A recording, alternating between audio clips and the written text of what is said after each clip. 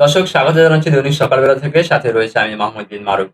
দৈনিক সকালবেলার নিয়মিত আয়োজন সকালবেলার সমসাময়িক। সকালবেলার সমসাময়িকে আমরা জাতীয় এবং আন্তর্জাতিক সারাদিন এবং সারা বিশ্বে যা কিছু ঘটছে তা নিয়ে আলোচনা করে থাকি। আপনারা নিশ্চয়ই জানেন যে বর্তমানে সারা দেশে ডিজেল, পেট্রোল এবং অকটেন সবকিছু মিলিয়েই যে হাহাকার চলছে তা নিয়ে পুরো বাংলাদেশ বলতে গেলে উত্তাল। তো এই বিষয় নিয়ে আজ আমরা কথা বলব। আমাদের স্টুডিওতে উপস্থিত হয়েছেন জনাব কনক আলী হোসেন শাহিদী, নির্বাহী সম্পাদক দৈনিক সকালবেলা। স্বাগত আপনাকে। আপনাকে অনেক ধন্যবাদ। আপনি নিশ্চয়ই জানেন যে বর্তমানে সারা দেশ জুড়ে জ্বালানি তেলের যে সংকট রয়েছে তা নিয়ে আসলে ভোগান্তি চলছে। এটা নিয়ে আজকে কথা বলবো আপনার সঙ্গে। আপনি নিশ্চয়ই এই বিষয়টা জানেন যে সম্প্রতি এই জ্বালানির আ যে সংকট, সে সংকটকে সামনে রেখে বর্তমান সরকার শিক্ষা ব্যবস্থায় একটা যুগান্তকারী পদক্ষেপ কিনা বলবো জানি না। সেটা হচ্ছে শিক্ষা ব্যবস্থায় যে আ ক্লাসের যে সময়টা, অনলাইনে ক্লাস নেওয়ার হ্যাঁ, জন্য। অনলাইন ক্লাস সেটা আরকি অনলাইন ক্লাসের যে সিদ্ধান্ত সেটা নিচ্ছে সরকার। এবং আ কর্মঘণ্টা, শিক্ষকদের কর্মঘণ্টা বা শিক্ষার্থীদের ক্লাসের যে সময় সেটা কমিয়ে নিয়ে আসার চিন্তাভাবনা করছে। কি মনে হয় কতটুকু যৌক্তিক হবে এটা? আসলে আজকে যে সংকট আমরা লক্ষ্য করছি, সেই সংকট কোনো দেশের বিশেষ কোনো সংকট নয়। আপনি নিশ্চয়ই জানেন যে ইরান, মধ্যপ্রাচ্য, ইসরায়েল, আমেরিকার যুদ্ধে তেল আমদানি এবং তেল সরবরাহ বিশ্বে একটা চরম সংকট হয়ে দাঁড়িয়েছে। এটি একটি আন্তর্জাতিক সংকট, এটি একটি ভূরাজনৈতিক সংকট। এই সংকটের কবলে বাংলাদেশ। কি করতে হবে বাংলাদেশকে? প্রধানমন্ত্রী তারেক রহমান এই সংকটের মুখোমুখি দাঁড়িয়েছেন। রাষ্ট্র চালাতে হবে, মানুষকে চালাতে হবে, দেশকে এগিয়ে নিতে হবে, সবার আগে বাংলাদেশ, এই প্রত্যাশা নিয়ে। তাহলে তো তাকে এই পদক্ষেপে নিতে হবে। মাননীয় প্রধানমন্ত্রীর এই পদক্ষেপকে আমরা স্বাগত জানাই। অন্যদিকে আপনি যে শিক্ষা প্রতিষ্ঠানের কথা বললেন, কারণ যোগাযোগ ব্যবস্থায় আমাদের জ্বালানি তেলের খরচ হয়। আমাদের ঢাকা শহর সহ সারা দেশে আপনার সন্তানকে শিক্ষা প্রতিষ্ঠানে নেওয়ার জন্য কোনো না কোনো বাহনের প্রয়োজন হয়। আর ঢাকা মহানগরীতে প্রাইভেট কার ব্যবহৃত হয়। সারা দেশে এই জ্বালানি তেলের ব্যবহারটা কমাতে একই সাথে একই সময়ে অনলাইনে ক্লাস, শ্রেণীকক্ষের পাঠদান নিলে একদিকে যেমন পাঠদান প্রক্রিয়া চলবে, অন্যদিকে তেলের সাশ্রয় ঘটবে। একটি দেশের জ্বালানি তেল হচ্ছে তার অর্থনীতির একটি শক্তিশালী ভিত্তি। সেই ভিত্তিকে ধরে রাখতে এবং বাংলাদেশের চলমান অগ্রগতিকে ধরে রাখতে এর কোনো বিকল্প নেই।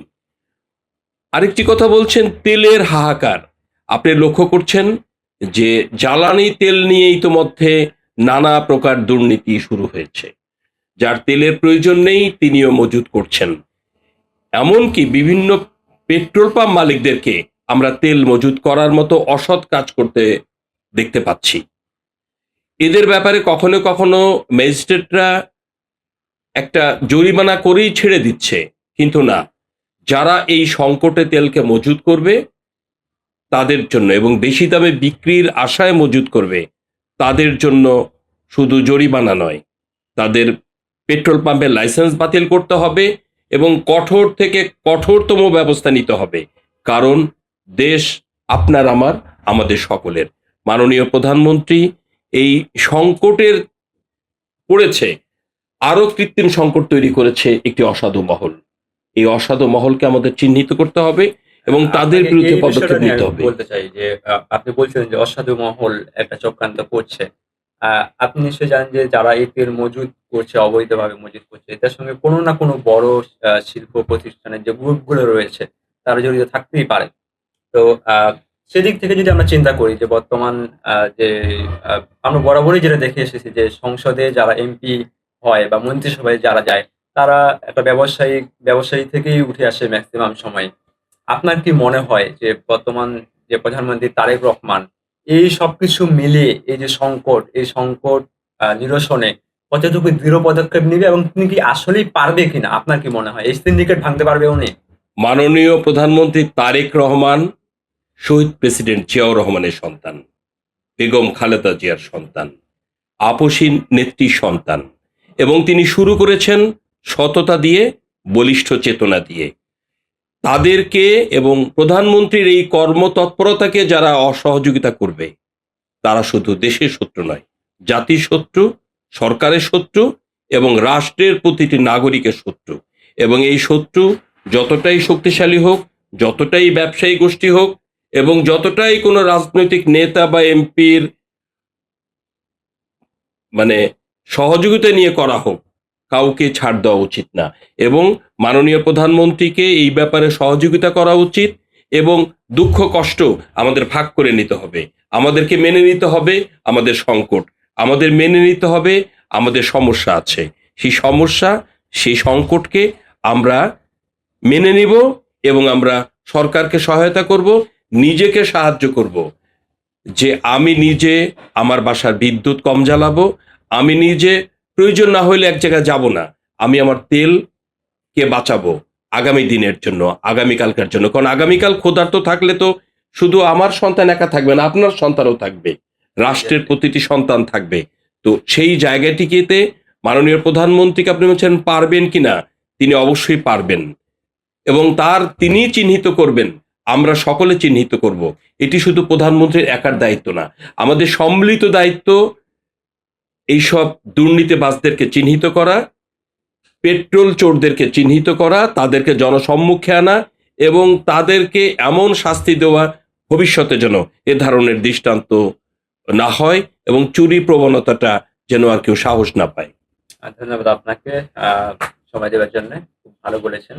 আমরা নিশ্চয়ই পরবর্তীতে আবারও কথা বলবো জ্বালানি তেল সমসাময়িক যা কিছু হচ্ছে তা নিয়ে। এতক্ষণ আমাদেরকে সময় দেওয়ার জন্য আপনাকে অনেক অনেক কৃতজ্ঞতা। আপনাকে অনেক ধন্যবাদ। একটি কথাই আমি শেষবারের মতো বলবো, সবার আগে বাংলাদেশ। বাংলাদেশ মানে বাংলাদেশের প্রতিটি জনগণ, আর প্রতিটি জনগণই এক একজন তারেক রহমান। তাই আমাদের প্রধানমন্ত্রীকে আমরা আশ্বাস দিতে চাই, আপনার হয়ে কাজ করবে এদেশের গণমানুষ। তারা আছে, তারা থাকবে। আমরা এগিয়ে যাব সততার সাথে দুর্নীতিবাজদের বিরুদ্ধে। ধন্যবাদ সবাইকে। দর্শক, এতক্ষণ শুনছিলেন সকালবেলা সমসাময়িকে আমাদের নিয়মিত আলোচনা। আমরা নিশ্চয়ই পরবর্তীতে আরো কোনো বিষয় নিয়ে কথা বলবো। ততক্ষণ পর্যন্ত সবাই ভালো থাকবেন এবং সবাইকে আমি, যারা আমরা তেল ব্যবহার করি এবং জ্বালানি তেল ব্যবহার করি, তাদেরকে আমি সাশ্রয়ীভাবে সে তেল ব্যবহারের জন্য অনুরোধ জানাবো। এবং আসুন আমরা সবাই সচেতন হই, সতর্ক হই এবং আগামী দিনের জন্য নিজেদের প্রস্তুত রাখি। সবাই ভালো থাকবেন, সুস্থ থাকবেন। আল্লাহ হাফেজ।